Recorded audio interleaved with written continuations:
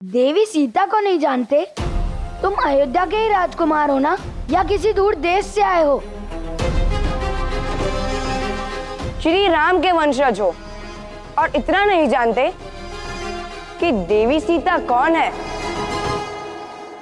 श्री राम यदि शरीर है तो देवी सीता उनकी परछाई। ये कोई स्वांग का खेल नहीं है लवकुश। ये झूठ शुभ नहीं होगा तुम्हारे लिए। ना ही ये स्वांग है, ना ही झूठ। यही तो सबसे बड़ा सच है। हाँ, संसार के सबसे शुभ और सच्चे संबंध के विषय में बता रहे हैं। कैसा संबंध? क्या संबंध है हमारे ज्येष्ठ पिताश्री का उन देवी सीता से?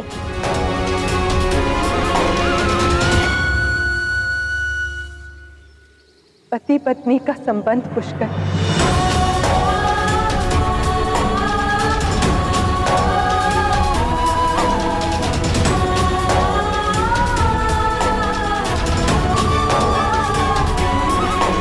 सीता श्री राम की पत्नी। कैसी पत्नी? 12 वर्ष का होने को आया हूँ मैं। ना ही मैंने अभी तक किसी से देवी सीता के विषय में सुना, ना ही उनसे बड़े पिताश्री के संबंध के विषय में। देख रहे हो भाइयों, हम श्री राम के साथ रहे। जो बात हमें नहीं पता वो अयोध्या के महल से कोसों दूर इस आश्रम में बैठे वनवासी जानते हैं। सावधान! तुम अयोध्या के महाराज के विषय में काल्पनिक कथाएं रच रहे हो।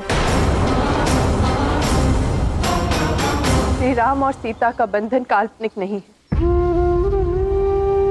वो सूर्य की भांति शाश्वत है और उतना ही वास्तविक भी।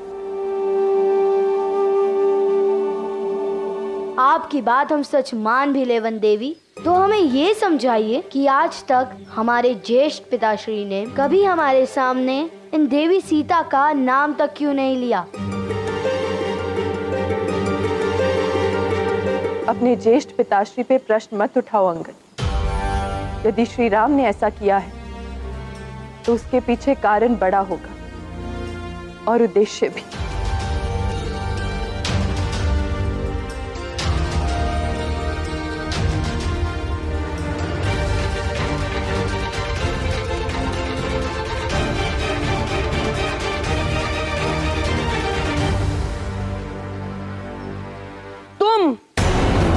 और तुम्हें अपने व्यवहार और भाषा के लिए हमारी मां से क्षमा मांगनी होगी। खुश, हमारे बड़े भ्राता का स्वर अवश्य ही ऊंचा हो गया हो, परंतु इनकी आपत्ति निराधार नहीं। हमने ज्येष्ठ पिताश्री से कई कहानियां सुनी हैं, हमारे परिवार और वंश की कथाएं सुनी है, किंतु देवी सीता का नाम कभी नहीं सुना। देख लिया, अब तो तुम्हारा हितैषी भी हमारी बात से सहमत है।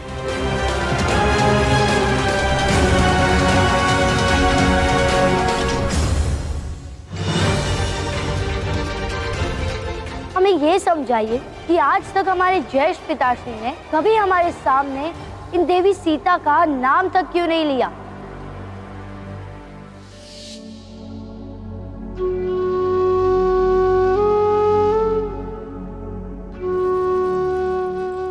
आप ये क्या कर रहे हैं आर्य?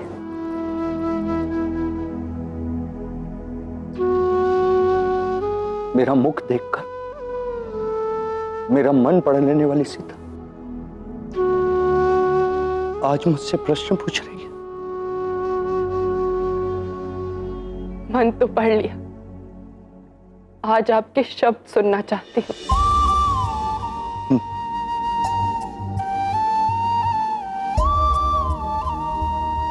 तुम्हारी स्मृतियों को तुम्हारा स्पर्श करा रहा हूं सीता,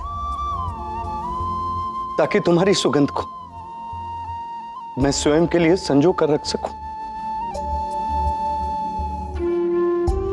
और तुम्हारे यहां से जाने के पश्चात संसार को दिखा सकूं कि उनकी छोटी और तुच्छ सोच के कारण मेरी सीता के केवल यही तो चिन्ह शेष रह गए।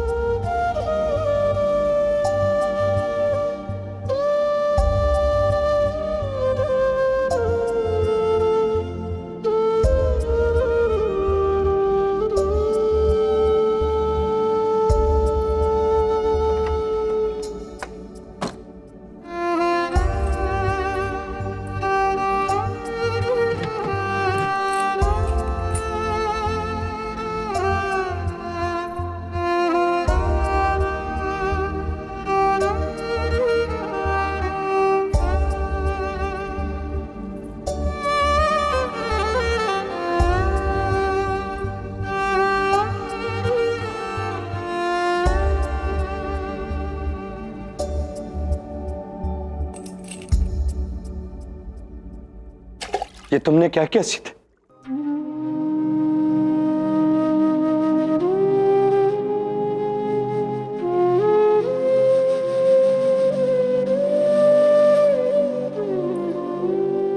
जो राम के मन में रमी हो, उसे स्मरण करने के लिए श्री राम को स्मृति चिन्हों की क्या आवश्यकता?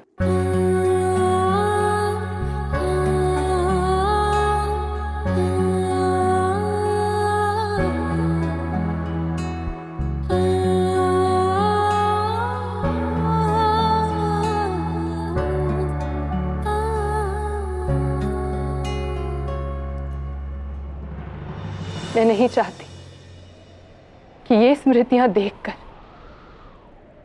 हमारी आने वाली पीढ़ी आप पर प्रश्न उठाए। उनकी दृष्टि में आपका त्याग और प्रेम संकुचित हो जाए। उन्हें अपनी सोच स्वयं विकसित करनी होगी। अपना दृष्टिकोण बनाना होगा कि वो इस त्याग और विरह की पीड़ा और आवश्यकता को समझ सके। वचन दीजिए आर्य, कि आप हमारे संबंध की सारी स्मृतियां अपने हृदय में हमारी आने वाली पीढ़ी से छिपा कर रखेंगे और तब तक उन्हें कुछ नहीं बताएंगे जब तक उनकी सोच इस सोच को समझने की क्षमता ना पाले। इस सोच को कभी भी उनकी समीक्षा और विश्लेषण के लिए प्रकट नहीं करेंगे। वचन दीजिए।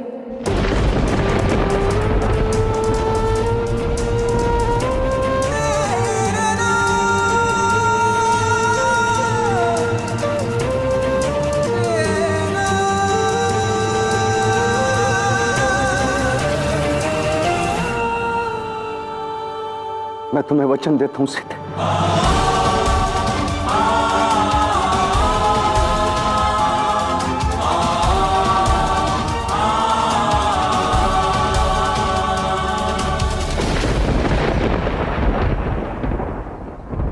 क्षमा करें माँ, आपका मार रोकने की कोई मंशा नहीं थी हमारी। किंतु हमारे मन में अनेक प्रश्न उठ रहे हैं जिनके उत्तर केवल आपके पास है माँ। कैसे प्रश्न कुश? जिस प्रेम और भाव से श्री राम ने देवी सीता के जन्म का प्रसंग सुनाया, उनका प्रेम साधारण नहीं हो सकता। लगता था कि श्री राम और देवी सीता जन्म जन्मांतर के साथी रहे हैं। फिर श्री राम ने देवी सीता को स्वयं से अलग क्यों किया?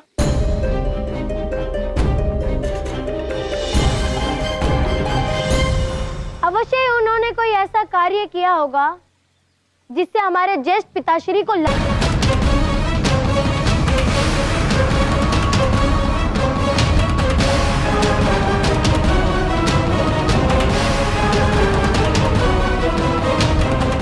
इसके अतिरिक्त और क्या कारण हो सकता है कि ज्येष्ठ पिताश्री जैसा महान पुरुष अपनी पत्नी का तिरस्कार करे? श्री राम ने तुम्हें ये प्रसंग क्यों नहीं सुनाया, इसका कारण मुझे समझ में आ गया है। क्या समझ गए हो तुम? तुम्हारी वाणी, तुम्हारी सोच, तुम सब में श्री राम और देवी सीता के संबंध को समझने का ना ही सामर्थ्य है और ना ही बुद्धि। अपनी वाणी को सीमा मेरे को वनवासी।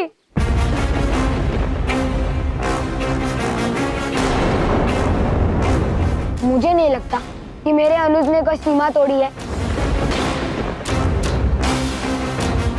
जिनके नाम को साथ मिला देने पर यह राम का मंत्र बनता है, यदि वो एक साथ नहीं तो इसके पीछे कोई बड़ा और विशेष कारण ही रहा होगा जो तुम सब लोगों के विवेक से परे है। बहुत विवेकी हो, पर तुम इतना भी नहीं समझते कि किसी और के परिवार के विषय में इस प्रकार हस्तक्षेप नहीं किया करते। प्रश्न तुम्हारे परिवार का नहीं है पुष्कर, प्रश्न श्री राम और देवी सीता के संबंध में हमारे विश्वास का है। हाँ, और कोई भी हमें श्री राम और देवी सीता के वियोग का कारण जानने से रोक नहीं सकता।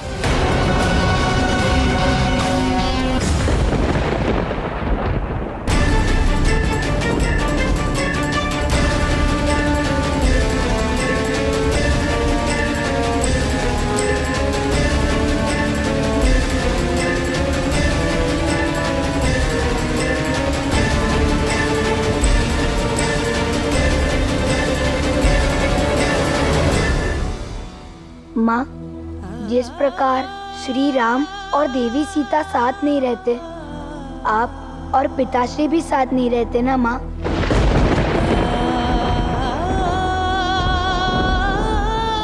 अद्भुत, नया भेद पता चला है इनके बारे में। इनके पिता इनके साथ नहीं रहते हैं।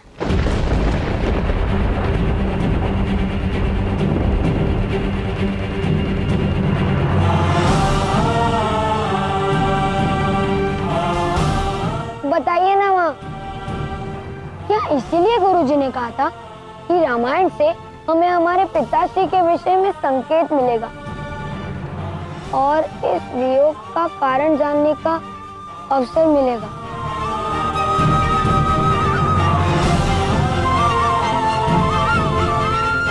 क्या श्री राम और देवी सीता के अलग होने का कारण और आपके और पिताश्री के अलग होने का कारण समान है माँ?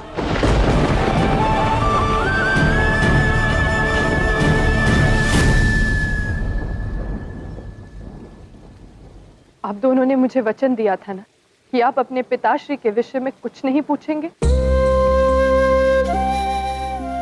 और मैंने बालपन से आपको सिखाया है कि एक सच्चा व्यक्ति अपना जीवन त्याग सकता है, वचन नहीं। अपनी माता पर विश्वास रखो पुत्र। उचित समय आने पर मैं संपूर्ण सत्य आपको बताऊंगी।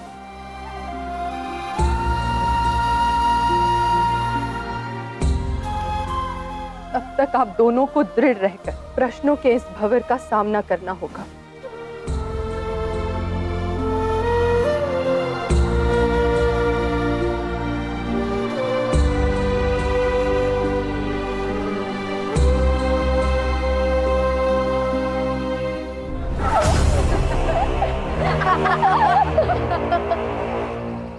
ये तो मौन हो गए।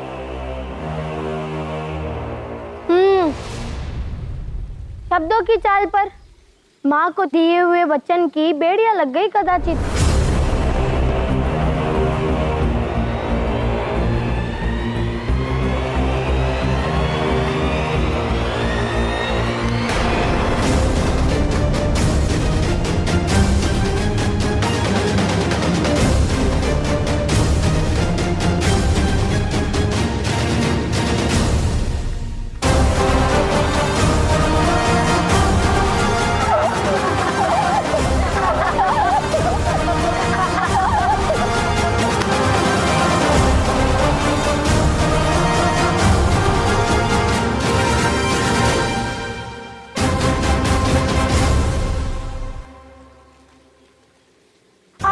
इस आश्रम में आनंद आने लगा है। अब मैं इस आनंद को थोड़ा और बढ़ाऊंगा।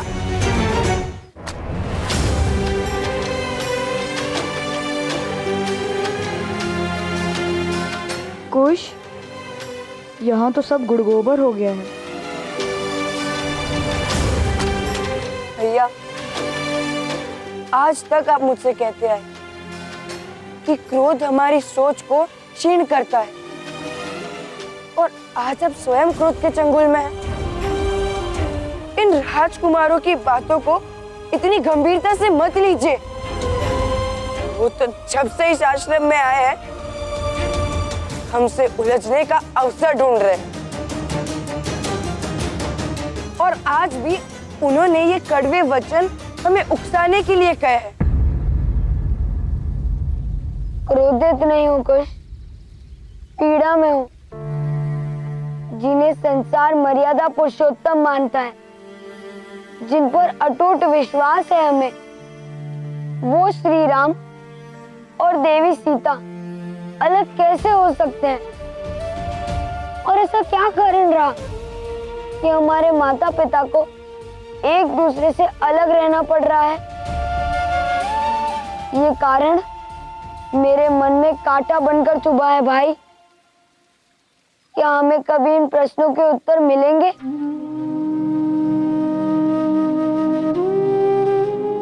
बुरी बात।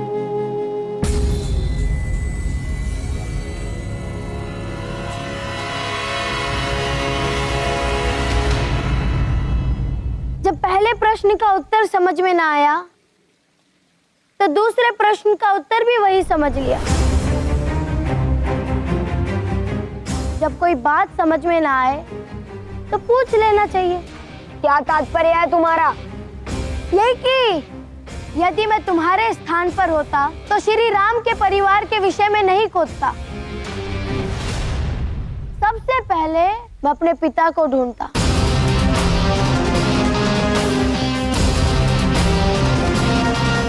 अभी कुछ कहा था तुमने कि श्री राम ने हमें कुछ इसलिए नहीं बताया क्योंकि हम उसे समझने के योग्य नहीं। मगर स्वयं को देखो,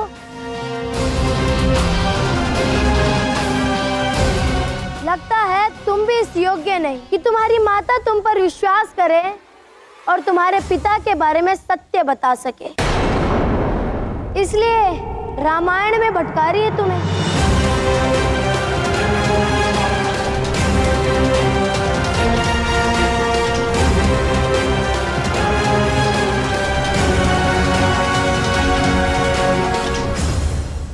देखो, मैं तुम्हें अंतिम चेतावनी दे रहा हूं, अपनी मर्यादा में रहो, अन्यथा क्या?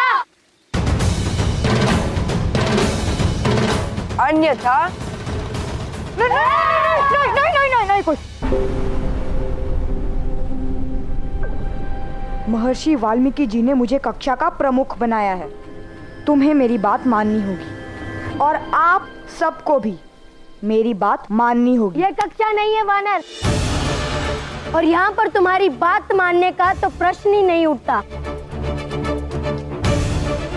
और वैसे भी हम यहाँ लड़ने नहीं आए, अपने गुरु भाइयों की समस्या का हल सुलझाने आए। हाँ, तो क्या कह रहा था मैं कि कदाचित ये इस योग्य नहीं कि वन देवी इन्हें सत्य बता सके।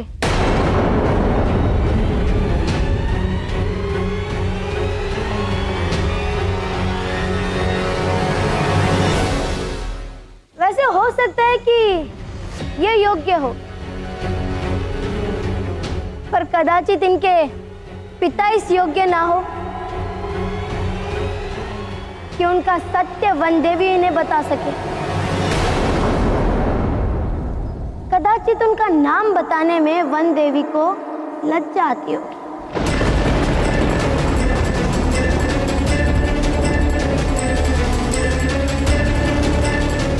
नहीं लवकुश, शांत हो जाओ, शांत। माँ और महर्षि ने हमें सबका सम्मान करना सिखाया है। हाँ, पर ये नहीं कहा कि जब पिता का अपमान हो तो मौन होकर बैठे रहे। कुछ रुक जाओ, कुछ मेरी बात सुनो, शांत हो जाओ।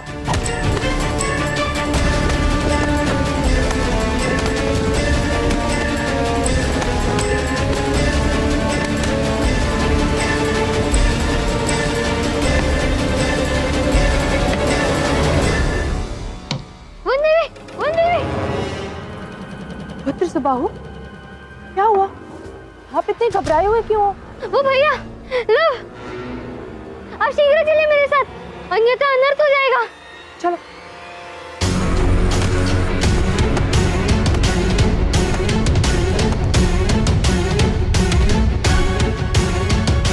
देखो पुष्कर, क्षमा मांग लो, सब ठीक हो जाएगा। हम क्यों मांगे क्षमा?